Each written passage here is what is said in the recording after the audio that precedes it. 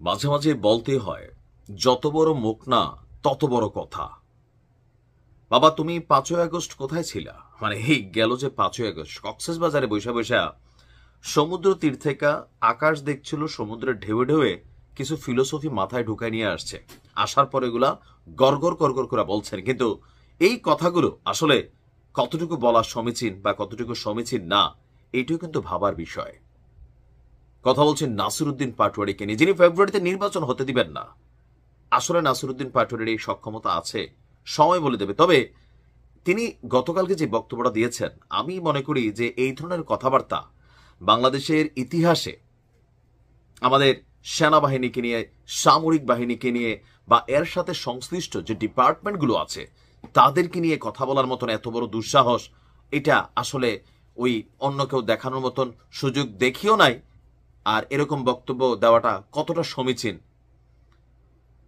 প্রতিরক্ষা গোয়েন্দা মহাপরিদপ্তর বা directorate general of forces intelligence, বোঝেন নাই? সংক্ষেপে যাকে আমরা বলি ডিজিএফআই, বাংলাদেশের প্রধান সামরিক গোয়েন্দা সংস্থা এনএসআই এবং বিশেষ শাখার সাথে আপনার সমন্বিত করে বাংলাদেশের আভ্যন্তরীণ গোয়েন্দা কার্যক্রম চালাতে বিশেষ ভূমিকা রাখে আমাদের এই সংস্থাটা। এখন কেন আমরা ডিজিএফআই এর কথা বলছি? ডিজিএফআই এর যে হেডকোয়ার্টার আছে, এটাকে ভেঙে দেওয়ার প্রয়োজনে, মানে ভাইঙা দিবে, গুড়াই দিবে ঘোষণা দিচ্ছে কে? আপনার নাসিরউদ্দিন পাটোয়ারি।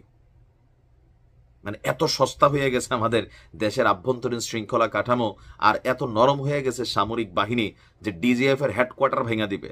দেখেন, ডিজিএফআই এর বিভিন্ন কর্মকাণ্ড আছে বিতর্কিত, আওয়ামী লীগ সরকারের সময় করছে।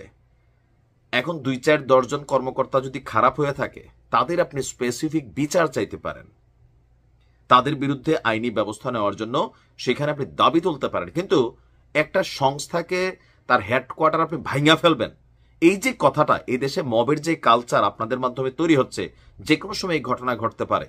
আর এরকম ঘটনা ঘটতে গেলে সামরিক বাহিনী যদি অবস্থান নেয়, তখন আবার সেনাবাহিনীকে ট্যাগ দিয়ে দিবেন আওয়ামী লীগের দোসর।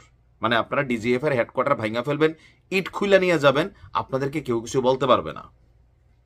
এখন কেন এই কথা বলছে সেটাও একটু দেখি। তার বক্তব্য যে একটা গোয়েন্দা সংস্থা বাংলাদেশে ডিজিএফআই আপনার আমার পকেটের টাকায় চলাফেরা করে, তারা কত টাকা খরচ করে বাংলাদেশের মানুষ জানতে পারে না। তাদের কোনো দায়িত্ববোধ নেই, জবাবদিহি নাই, স্বচ্ছতা নাই। তাদের একটাই কাজ, সেটা হচ্ছে মানুষকে ভীতি প্রদর্শন করে। কিছু হলেই আয়নাঘরে তুলে নিয়ে যায়। আপনাদের আয়নাঘর আমরা ভেঙে দিয়েছি।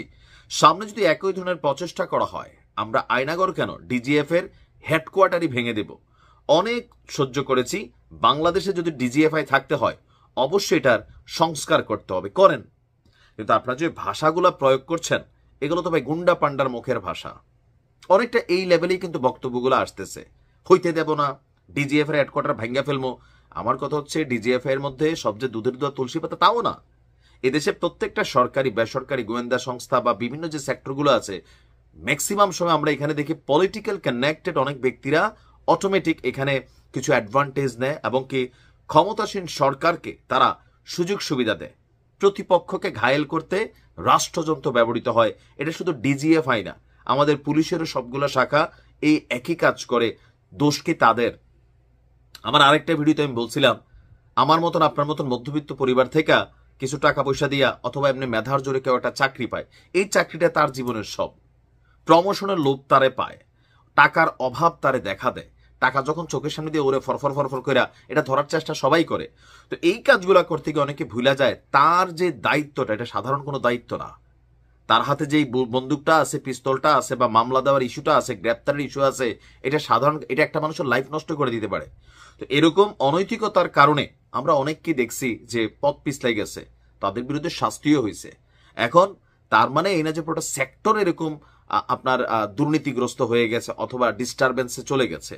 এখন আপনি যখন বলেন একটা প্রতিষ্ঠান গুড়াই দিবেন, তো আমাদের বলতে হয় যে আপনি আসলে কার মানে ইন্টেনশন বা কার এজেন্ডা আপনি বাস্তবায়ন করার পক্ষে আছেন। রাষ্ট্রের সবচেয়ে গুরুত্বপূর্ণ যে সামরিক গোয়েন্দা শাখা ডিজিএফআই, আপনি এটার সংস্থার হেডকোয়ার্টার ঘুরাই দিবেন। আমার মনে হয় যে আপনারা ছাত্র মানুষ, সাবেক, ভাষা প্রয়োগটাকে শালীন করুন। মানে এরকম গুড়াই দেওয়া শব্দ কখন যে ঘুরে আসে, এগুলো কিন্তু বোঝা কষ্টকর। আর যা বলতেছেন এগুলো একসময় আবারও বলি, ইউনূস সাহেব ক্ষমতায় আছে, আপনারা উঠতেছেন, কারণ আপনারা ওনারই দল কিংস পার্টি। একটা সময় কিন্তু এই সুযোগটা থাকবে না। বাংলাদেশের প্রেক্ষাপটে আপনি দেখতেছেন না পরিস্থিতি। সো যা বলবেন বুঝে শুনে বলবেন, ভাষা প্রয়োগে শালীন হবেন। ভালো থাকুন।